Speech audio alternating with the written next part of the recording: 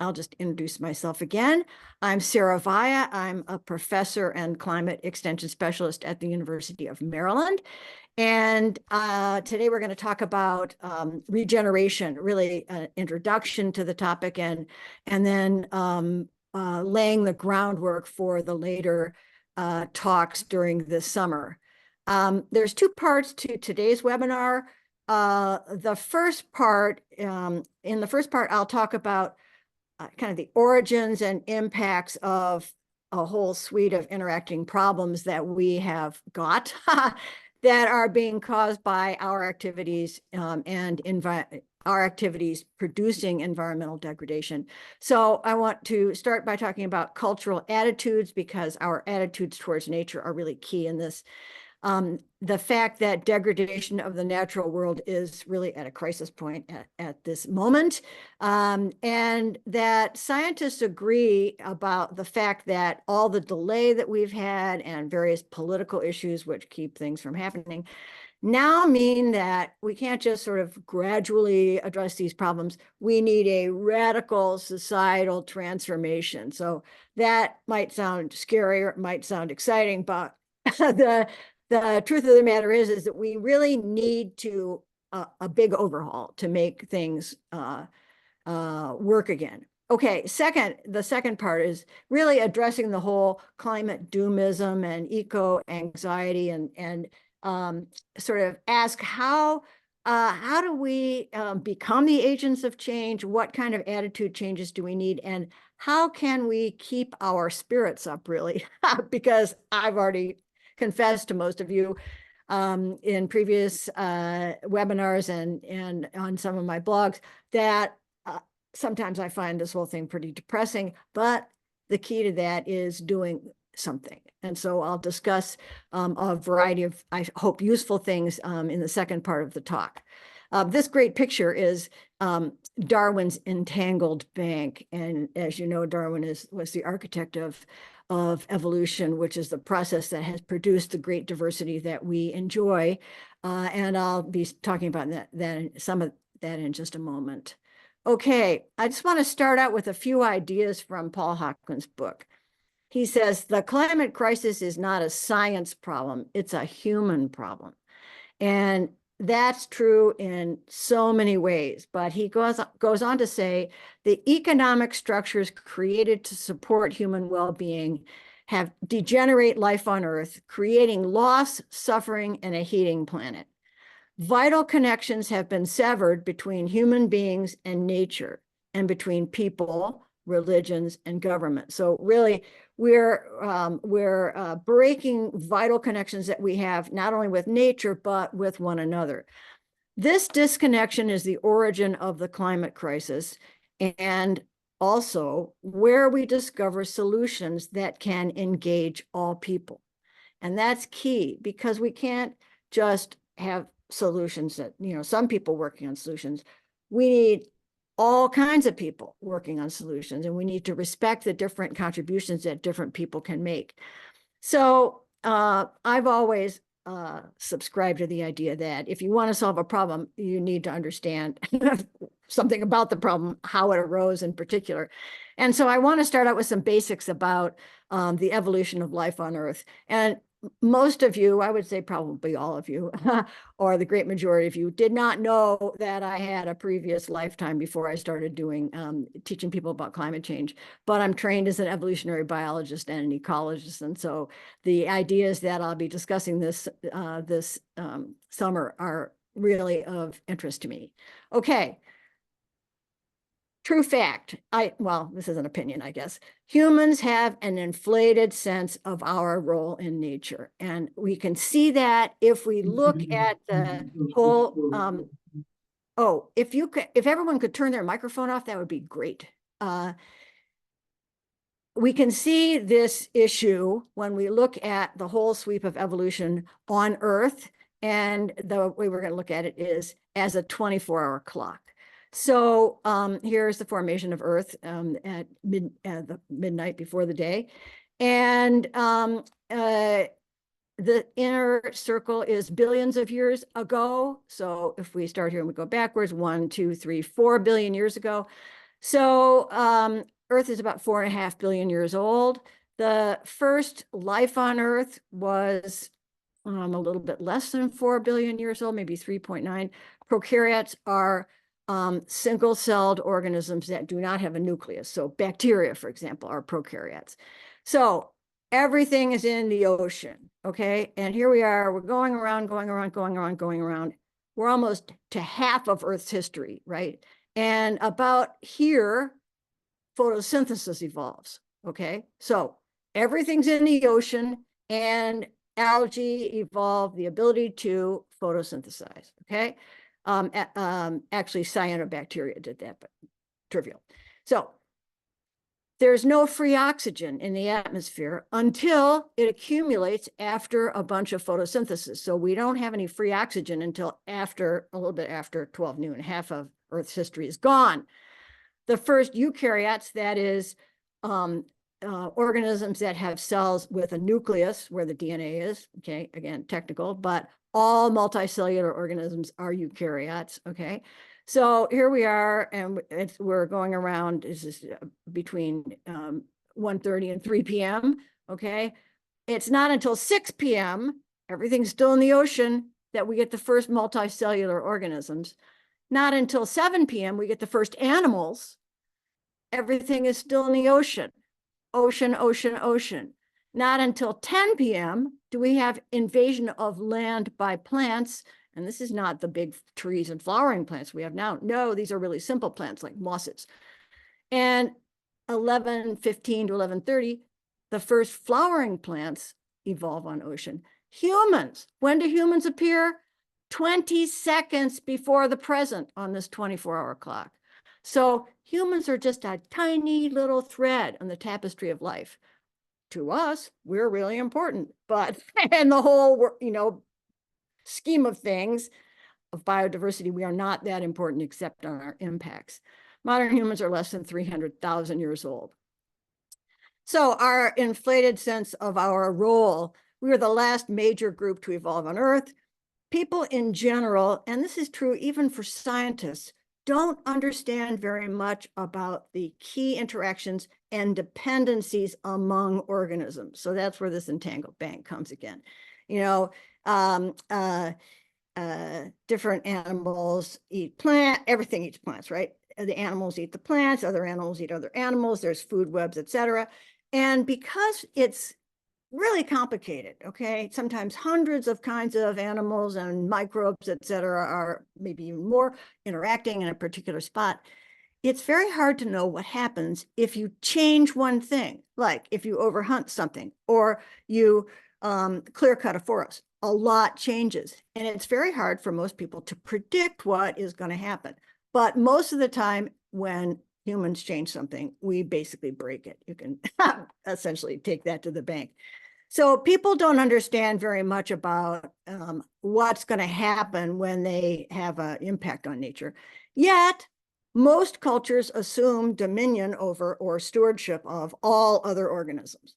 Most human cultures assume that humans are in charge and that we are either can use these other organisms or are supposed to be taking care of them. But as I said, we really don't know how to take care of them because the interactions are so complicated. Here's a big tree of life, okay? Here are the bacteria, lots of different kinds. Here are another group, which most people don't even know about, archaea, don't worry about them.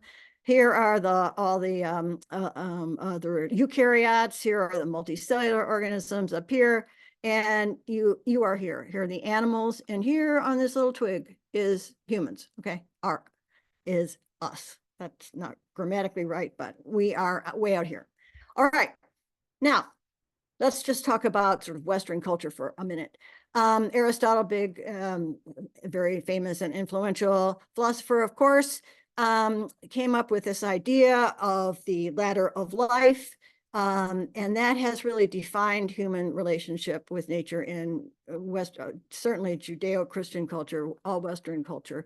And here's a graphic from 1305 depicting this ladder of life. And the idea is the ladder is hierarchical and it's fixed. Okay, so down at the bottom we have inanimate stuff like stone and flames and soil, and we have plants and beasts, and we have man up here. Okay, woman. Remember, this is 350 BC in Europe. Okay, women are not equal to men, and unfortunately, they still aren't. Up here, we have heaven, angels, and at the top, God. Okay, so the ladder is fixed. It's hierarchical and fixed. There's progress, this idea of progress from lower forms, close to flame and stone, to higher forms, with the highest form being God. And the order reflects the scope for dominion, that is, control over the lower levels. So the higher forms have dominion over the lower forms. So, this is a very ancient idea, right? And it's very easy to see how humans have come to consider themselves closest to God over all, creatures, and often over other people, for example, over indigenous peoples. And this is a way persistent idea in pretty much all of Western culture. And I'm no expert to speak on any other cultures. Okay. Now, let's talk about generalized indigenous attitudes towards nature. So we get out of the sort of Judeo-Christian tradition and talk about, and again, I'm no expert on indigenous culture, but I think the broad strokes that I paint here are correct. In indigenous attitudes, life is an interconnected web. Humans are relative newcomers to this web. And as such, humans need guidance from other animals. Now, there's a wonderful depiction of a sort of creation story in this book by Robin Wall Kimmerer called Braiding Sweetgrass. And here's this picture of Sky Woman, who falls out of a hole in the sky and is caught by creatures on Earth who are already there, and they take care of her and sort of help her persist. And they recognize, and she recognizes that, humans really don't know very much. And, they've just arrived on this, on Turtle Island, which is what they call it, Turtle Island, because she's thought to have been put on the back of the turtle. So humans need guidance from other animals. In this scenario, no being is higher than any others. Okay, so we don't have humans at the top and everybody else. Everybody is in a web. All things in earth have a spirit, and the spirit gods teach us the ways of responsibility and reciprocity. Part of these ideas is don't take more than you need and use it all. Okay, and when taking from nature, recognize your role as a sort of almost supplicant. Ask and thank if you take something from nature, and always give something back. So holding a spirit of gratitude is very important in this outlook. Okay, so just a couple more things about generalized indigenous culture. Indigenous communities are characterized by communal ownership. And again, there's some stressing of respect, responsibility, and reciprocity among all living things. Indigenous knowledge of nature, which is sometimes called traditional ecological knowledge. Now, everybody has to have a fancy name. It's really how indigenous people understand nature, is place-based and accumulated over centuries. So it involves deeply watching to see how organisms of all kinds interact, what they depend on, and how they change. And this understanding of nature is passed down. This is certainly what I understand to be the case in Native American cultures, passed down over generations, and it's vetted by the community. So people, say, well, that doesn't make any sense. And then you have to kind of go back and work on it some more. But in my understanding, this certainly in the Native American culture had a deep understanding of how to manage nature for mutual benefit, okay? Not our benefit, mutual benefit. Now, white Europeans came over to North America and immediately discounted pretty much everything about the indigenous people. They certainly discounted traditional ecological knowledge and still do, okay? Yet recent scientific papers that I read to prepare for this talk stress that we need to rediscover these traditional ways of knowing about nature in order to increase our sustainability at the sustainability of the way that we interact with one another, with nature, with the world, etc. Okay, so let's talk about European colonists. Here they come over from, obviously, Europe. And in 1620, the whole eastern part of the US was forest, okay? Europeans launched a massive land conversion to agriculture. So here are the Europeans that landed in the Midwest, and the sodbusters broke up the native grasses on the prairie. By 1920, there's some second growth forest, but mostly the forest is gone. All the forest and along the center is gone. And when the European colonists came, they persecuted the Native Americans. They enslaved them and they forcibly ejected them from their lands. It's really horrifying to read this history. Well, it's horrifying. Grammar bloop. Settlers begin the extractive economy. Don't see this. Nature becomes a commodity. So Europeans come along, they start cutting down the forest, making big farms. They persecute the natives and send them off to reservations. And nature is now a commodity for people to use. Over the years, since the 1600s and certainly since the 1800s, agriculture has been expanded and mechanized, heavily relying on tillage, fertilizers, and chemicals, which has wrecked the soil, as I'll discuss in the next webinar. And we really have a problem with agriculture right now because it is not producing healthy food and it is not really working for, it's not working for us. Our land is not sustainably managed, and our ecosystem services, which I'll discuss in just a minute, have been terribly degraded. And we've lost a lot of native habitats. This is all farmland now down the center instead of native grasslands. And we've lost a lot of biodiversity. Okay, so the first really big point is that the attitude shift from the indigenous point of view, where humans are part of the web of nature, to the, I'll just call it European point of view, for lack of a better term, where humans are at the top of the heap and we either use nature for our advantage and or decide that we're going to be stewards over nature and watch over them. Again, even though we don't really know how to watch over them, but that's kind of the basic idea. So the transition from this to this, if you put it in a cartoon framework like this, has been huge. And the dominion over nature assumed by humans has caused huge problems. Okay, now some of the human impacts that are having a big impact, human activities that are having a big impact, are affecting climate, biodiversity, water quality, and ecosystem services. Again, I'll review that in a minute.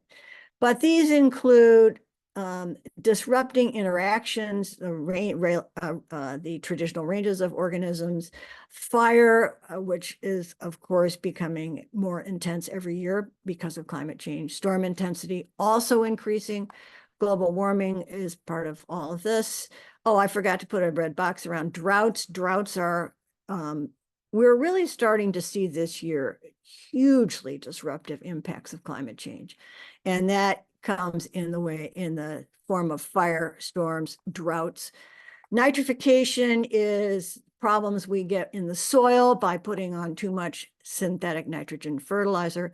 Air pollution is causing all kinds of problems, introduced species, again, all kinds of problems. Urbanization has really impacted biodiversity. Here's agricultural intensification, deforestation. A lot of the agricultural lands were previously forest or native grasslands, and insecticides, of course, putting chemicals into the ground and dramatically affecting insect life. So this is from an article about insects, but really this is death by 1,000 cuts to most of biodiversity.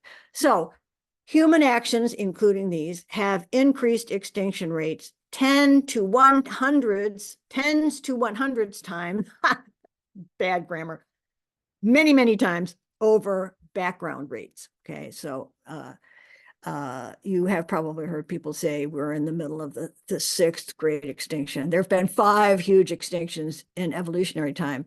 The 6th one would be caused by humans.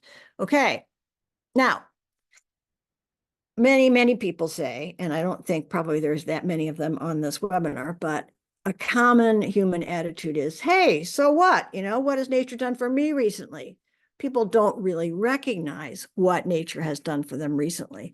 And this is where ecosystem services come in. So the definition is the interactions between living things, soil, and water that provide a healthy environment.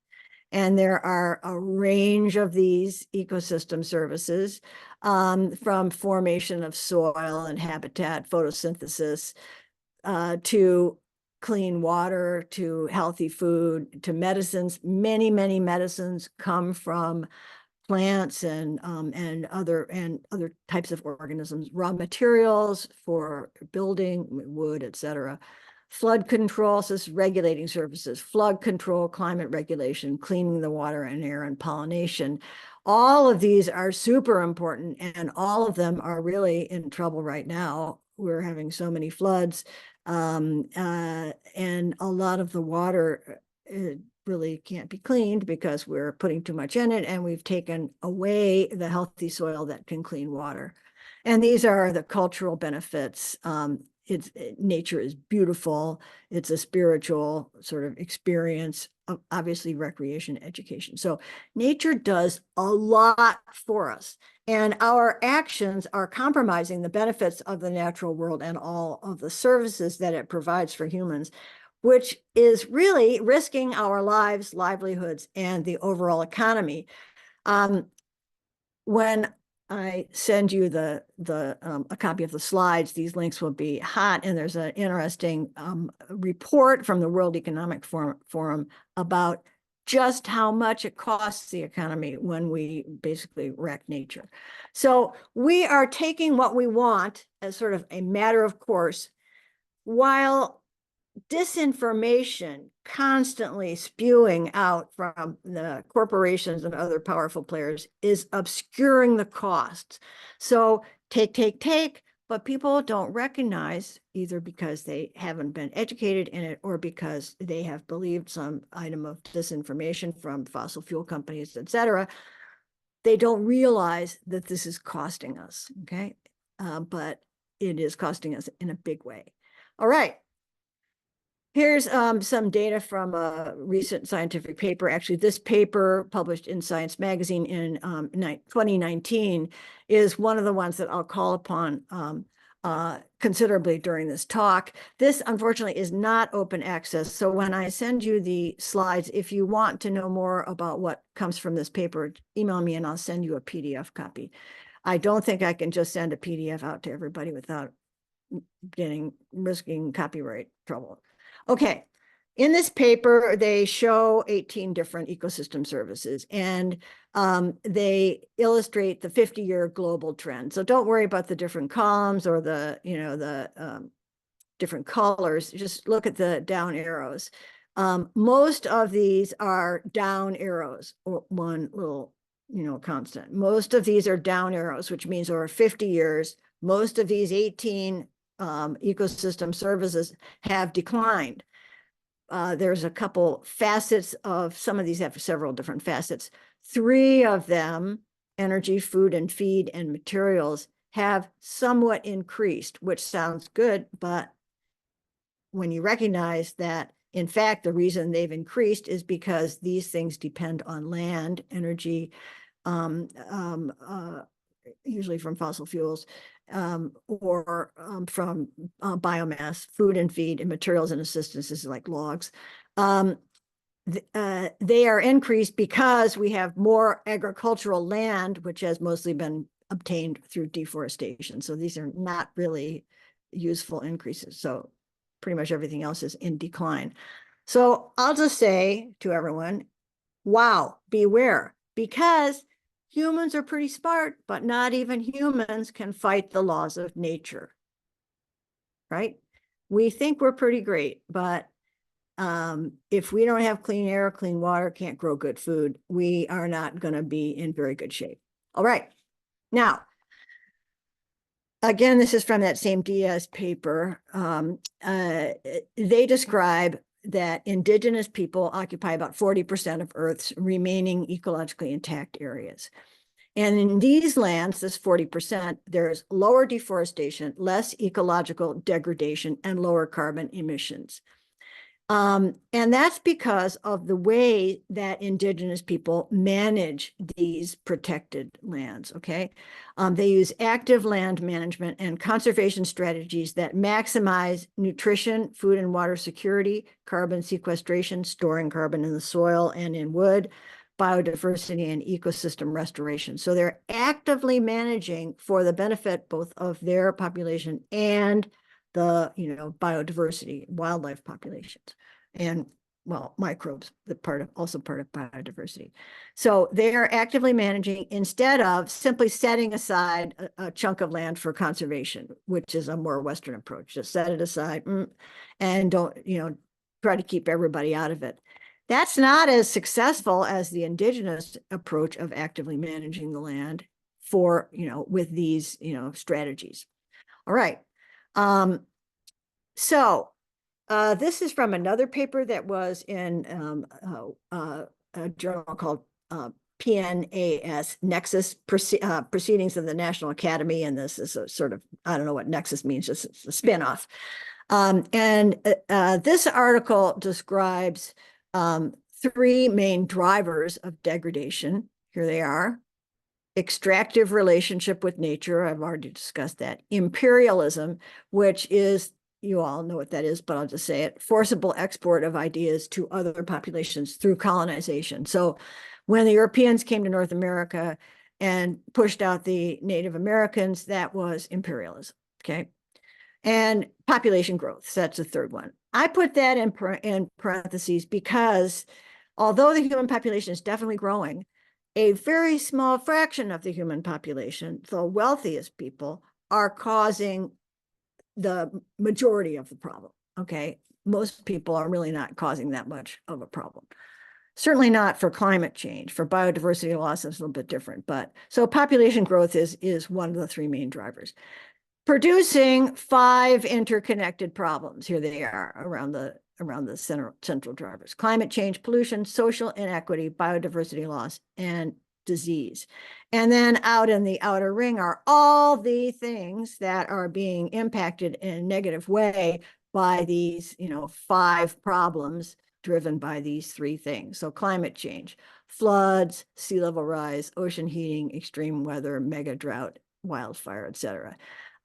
Disease, concentrated animal feeding operations, heat waves, public health emergencies, pandemics, biodiversity loss, ecosystem collapse, extractive agriculture, defaunation, which means reduction of animals, overfishing, etc. So this is a pretty well, not very flattering view of human impacts. Okay, all right. Now I just want to give some ideas, a few quotes from some of these papers, science papers, okay, scientific papers, peer-reviewed journal articles that indicate that the idea that we need transformative change is not a wacko idea held by a few on the fringe. It's really now a central idea that's published in the best scientific journals. So we need to solve these 5 problems at the same time.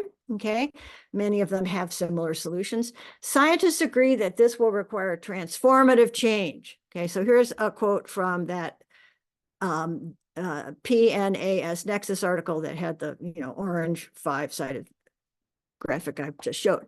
A critical paradigm shift must occur that replaces exploitative, wealth-oriented capitalism with an economic model that prioritizes sustainability, resilience, and justice. We advocate a global cultural shift that elevates kinship with nature and communal well-being.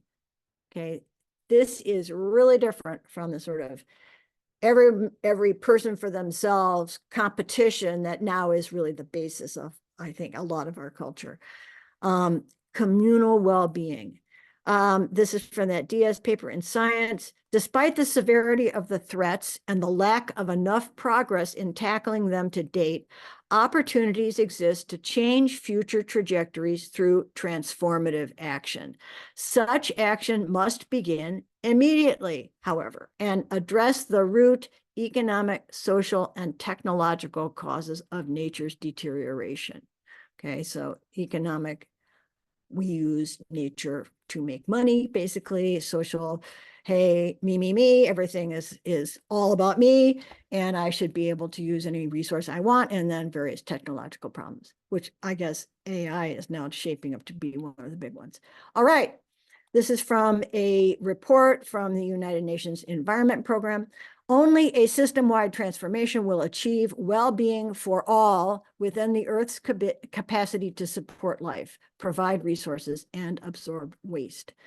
Well-being for all. This transformation will involve a fundamental change in the technological, economic, and social organization of society, including worldviews, norms, value, and governance. So, we've got at least 3 well-respected publications that are saying we've really got to shake things up. This report also says everyone has a role to play. And this is important. This is why I'm telling you this, because I think we all have a role to play in ensuring that human knowledge, ingenuity, technology, and cooperation are redeployed from transforming nature, which is what we're doing now, to transforming humankind's relationship with nature. This is really pivotal. We got to go from transforming nature to transforming our relationship with nature. And that is absolutely rock bottom important. Okay, so this comes from that PNAS Nexus article. And there's a really nice little graphic here. General changes in attitude and policy required for the transformation. So this looks really great. Here are the problems: inequality, climate change, biodiversity loss, pollution, and disease. And here are sort of human values. If we could just pull it together to have better human values, we could solve these problems. Social equity, reciprocity with nature, environmental justice. We need to implement regenerative practices. We need to rapidly decarbonize, which means get rid of fossil fuels. Promote reproductive health care, female equity, and education. Very important, especially in the developing world. It's well known that if young girls and young women are better educated, they delay reproducing, which of course slows down population growth. Relieve debt to accelerate clean energy. This is also very important.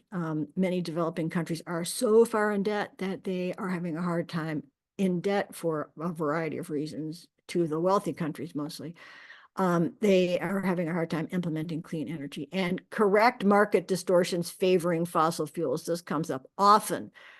Currently, the fossil fuel companies are receiving gigantic subsidies to, go get more fossil fuels, as well as, basically forgiveness for all the pollution and climate change that they're causing. So governments are cleaning up the mess, and the fossil fuel companies are making the money. So this is a market distortion. Okay. Now, it's harder to say specifically how we're going to make these changes. Okay.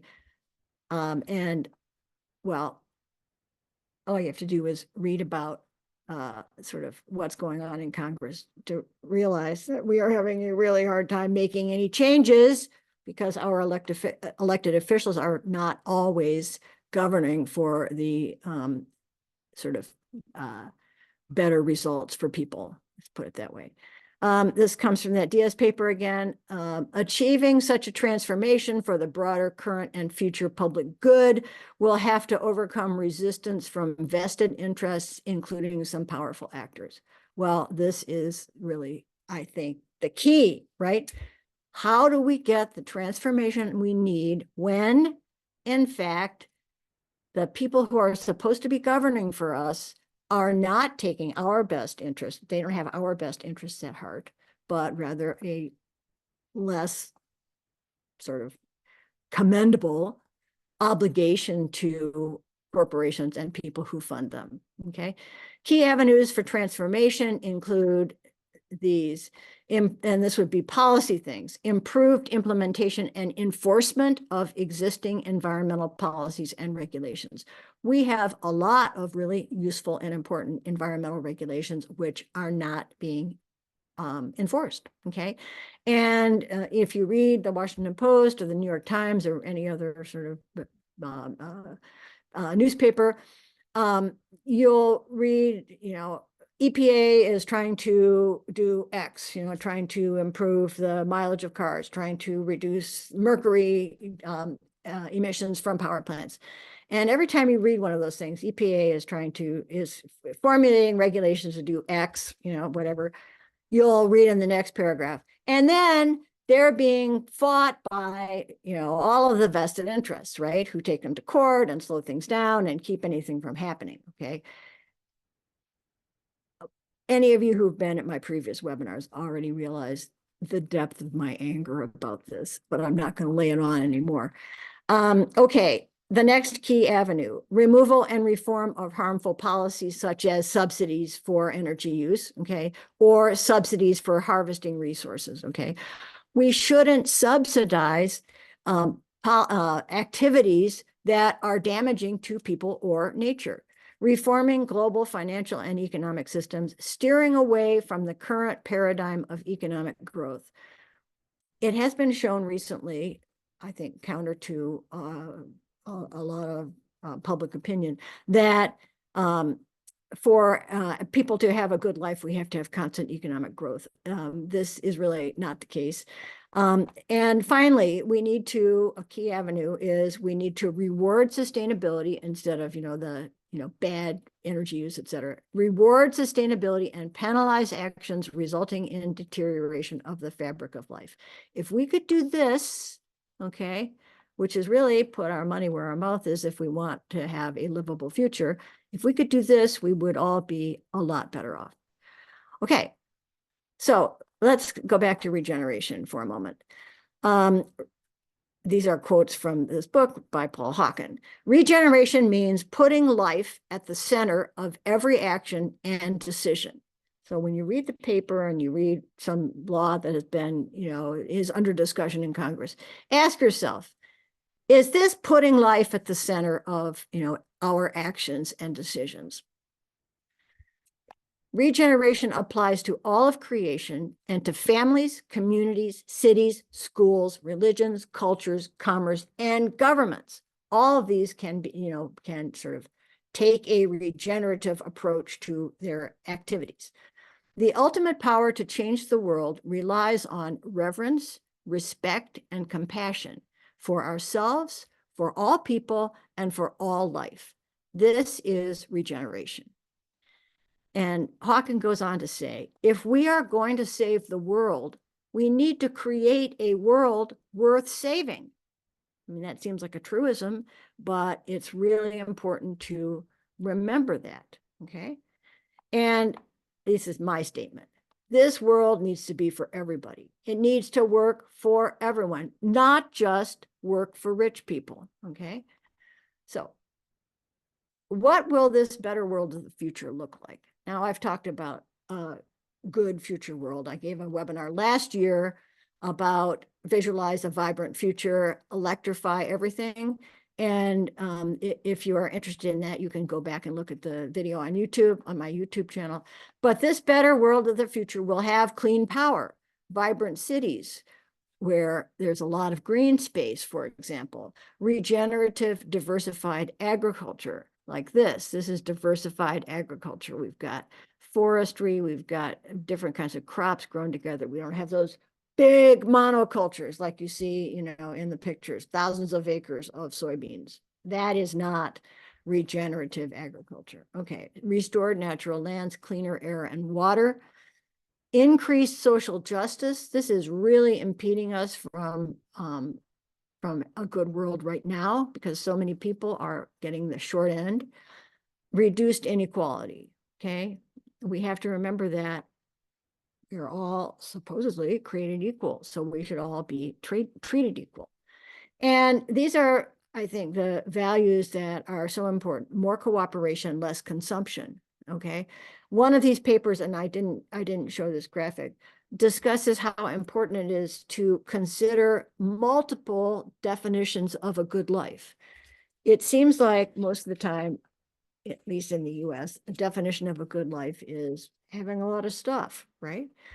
And that is not the only definition of a good life.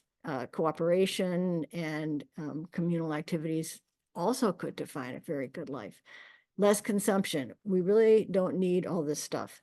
So we need to move to a future where sustainability is the norm. That is, we are not using more resources than, well, than we have, essentially. Okay, so that's the first part of the talk. And I think that what I've said, I hope that what I've said will provide a sort of context for all the rest of the webinars for this summer. Now let's move to the second part. And here's what we're going to be talking about. With such a big job to do, okay, a transformation of society and technology and government, with this big job and a lot of bad news all the time, how can we fight doomism that is constantly feeling like, oh my goodness, how are we going to do this, to build a great future? And I thought I would give just a tiny bit of insight from 3 books that I think are fabulous, okay? And you might not recognize, you would recognize this as being a climate book, okay? And I've talked about this before. The Future We Choose by Christiana Figueres and Tom Rivett-Carnac. Christiana Figueres is one of the main architects of the Paris Climate Accord. Masters of Change is by Brad Stulberg, and he often publishes with a sort of world-class athlete, and they talk about how to excel at things. So you might not really recognize this as being pertinent, but it is. And then another book called Active Hope. So I'm going to talk a little bit about a few key ideas from each one.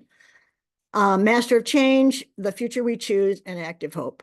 So all of these books basically take on the idea that change is always going to be happening, okay? And if we fight it, it just causes us strife. So the bottom line here is we can learn to accept the need for change, to manage stress and uncertainty, and to move forward with what these people call rugged flexibility, that's Master of Change, stubborn optimism, you've already heard about that from this book, The Future We Choose, and active hope. So let's just close this thing out for the next few minutes with a couple of ideas from these books. So let's talk about rugged flexibility. Well, what is that? Brad Stulberg talks about the fact that life is full of things that are really hard to face. There's always something, there's always problems that all of us have to deal with.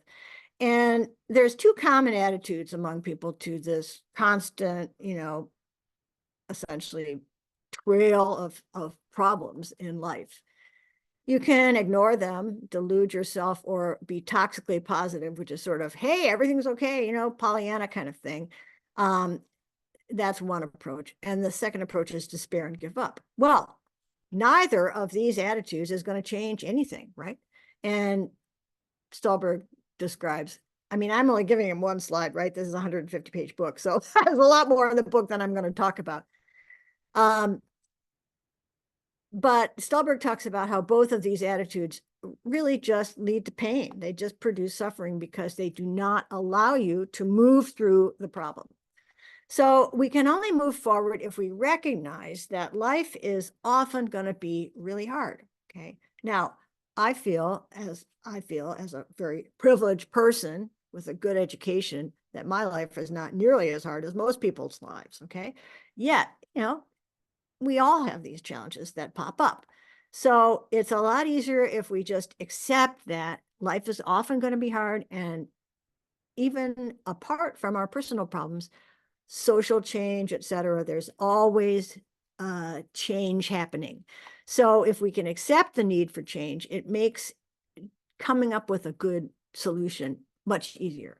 So Stulberg talks about how we can develop an attitude of flexibility, okay, to recognize that we don't have to always be the same person throughout our whole lives, but that we can be flexible and sort of allow change to be, to be happening, and to navigate these changes with what Stolberg calls rugged behaviors. Rugged behaviors are those that are based on our core values. Okay, so they're really behaviors that hark back to things we really believe are true. So if you have ever heard the phrase, living your values, that's what Stolberg means by rugged behaviors. So with what he calls rugged flexibility, attitude of flexibility and rugged behaviors, we can withstand and even thrive during change.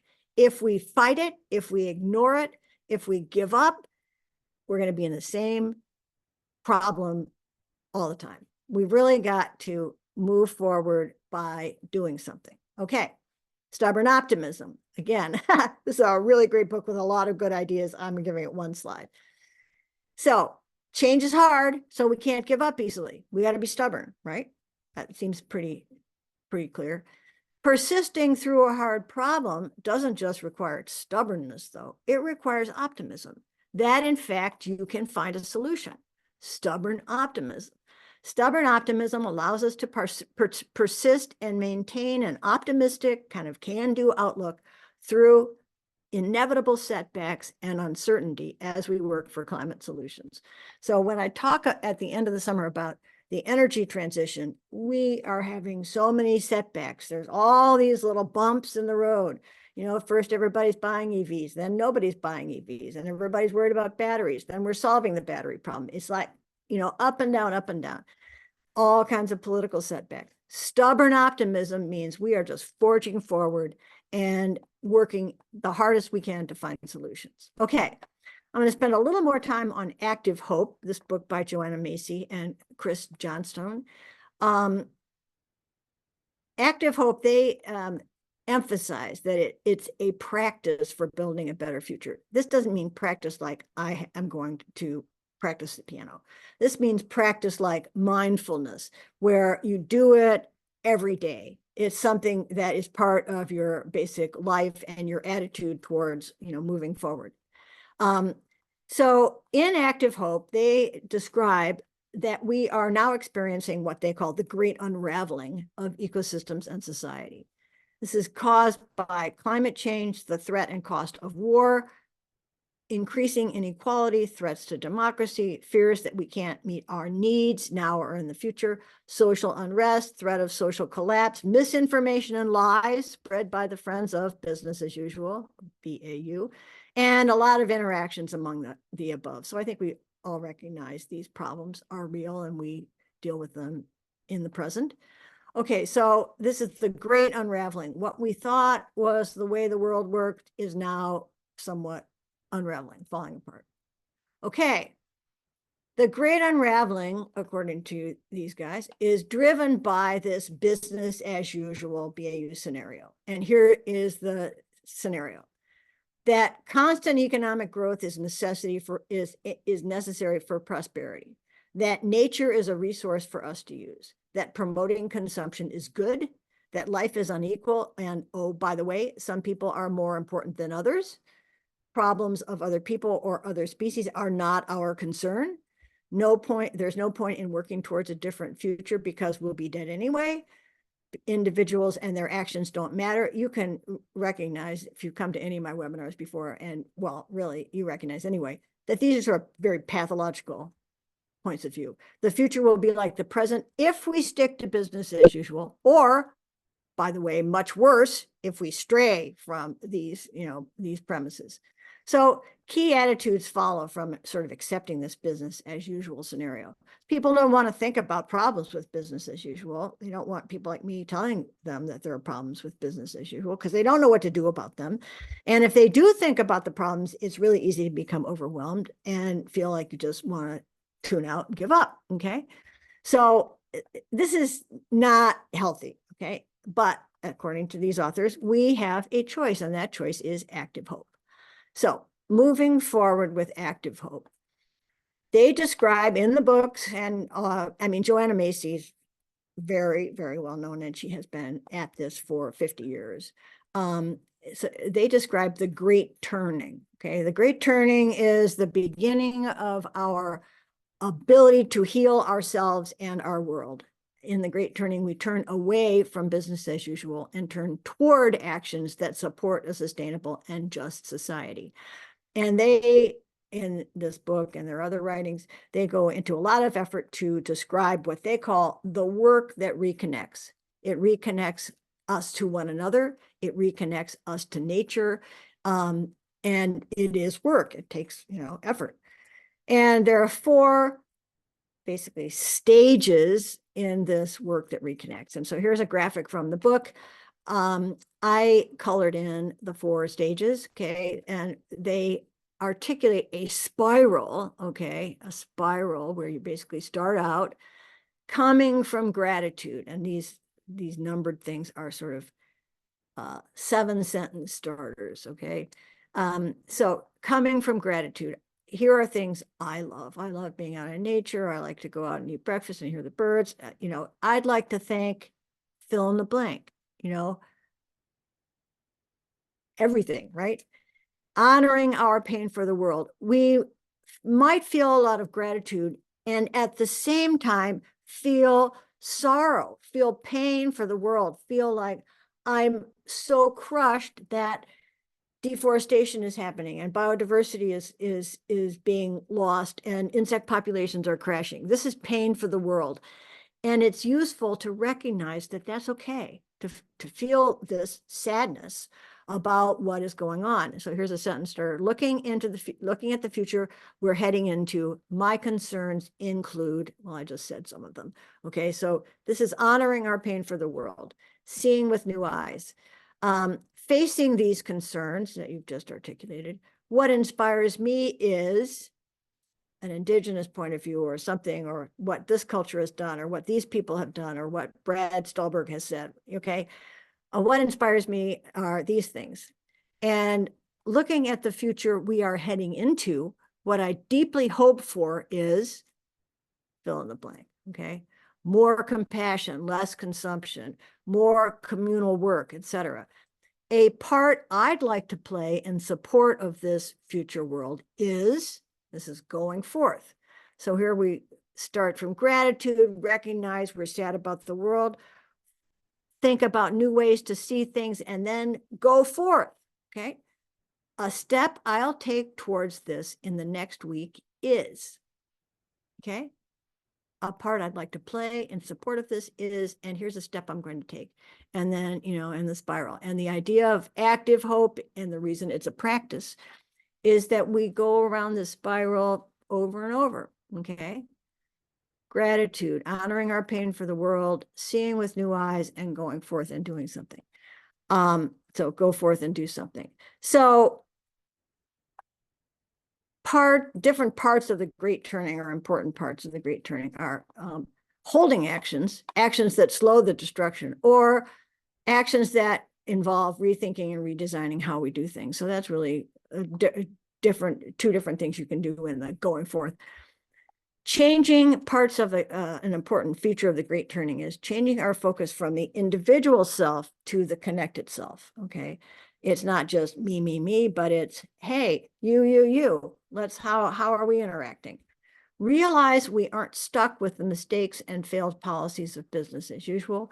Recognize that personal change and policy change can work together. And in fact, these scientific papers, so many details, but I'll just tell you that, in fact, they say that during this transformation, personal change and policy change can work together. And that's what they say in Active Hope as well. And then a really important idea, see that in our interconnected world, concern for others and other species is also self-interest, okay? When we're concerned for others, that's also in our self-interest, because in a community, people help one another. You're not just out there on your own, trying to have to solve every problem by yourself. If you have a community, you have help with that. Concern for others is also self-interest. Concern for other species is also self-interest, because those other species are helping to purify the water and do all those ecosystem services that are so important to us. Concern for others is also self-interest. That's, to me, a very important idea to hold in my mind. Okay, so these 3 books share some key ideas for conquering fear of change, or doomism. Change and problems are an inevitable part of life. Without a strategy to deal with change, we and the world will suffer, okay? So we've got to come to grips first that we're always going to have problems and everything's always going to change. So might as well work out a strategy for that. Each of us can rise to the challenge despite the setbacks. We can identify and choose to take actions that will move us toward a great future world. We can choose to take those actions, or we can choose not to take them, okay? But, which one is going to make us happier and make the world better? And all these books stress that there's no need to wait until you or the group you're working with are sure of success. Just start, okay? Just start doing something. Stubber has pages, it has a whole chapter about, if you, get caught up in the problems and the, blah, blah, blah, life is so hard, and you don't just start, you'll never get out of it, okay? And it's very hard to come up with a full strategy until you start. So I think most of you have heard me say this, just do one little thing, then do another little thing, then do another little thing, okay? So this is, it all sounds maybe sort of simplistic, but there is an immense amount of power in just starting with something. If you want to shift to a plant-based diet, don't say you're going to go vegan from day one, because you're never going to be able to do that. Say, I'm going to try a plant-based dinner this week. Just start. Okay, now, what are your climate and biodiversity actions, but climate actions? We each have a unique role to play, and here's how to figure out your role, okay? Your role is going to be different from my role. And many of you have seen these before. This comes from Dr. Ayanna Elizabeth Johnson. And we've got the Venn diagram here. So there's 3 circles here, and at the intersection is your action. What is going to work for you? What brings you joy? What are your sources of satisfaction and delight? What work needs doing? Now, I hope I'm helping you understand that a little bit. This is an educational problem, and it requires a little homework. What are you good at?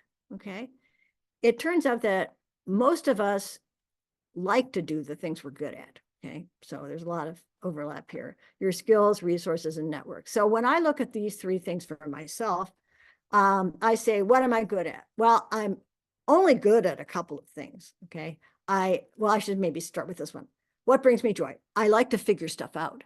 Most of you know that already because I figure out stuff for these webinars, and it's really fun for me. What am I good at? I think I'm pretty good at explaining scientific concepts in a simple way. Now, you can tell me maybe I have to work to do on that, which I know I do, but I like to figure stuff out.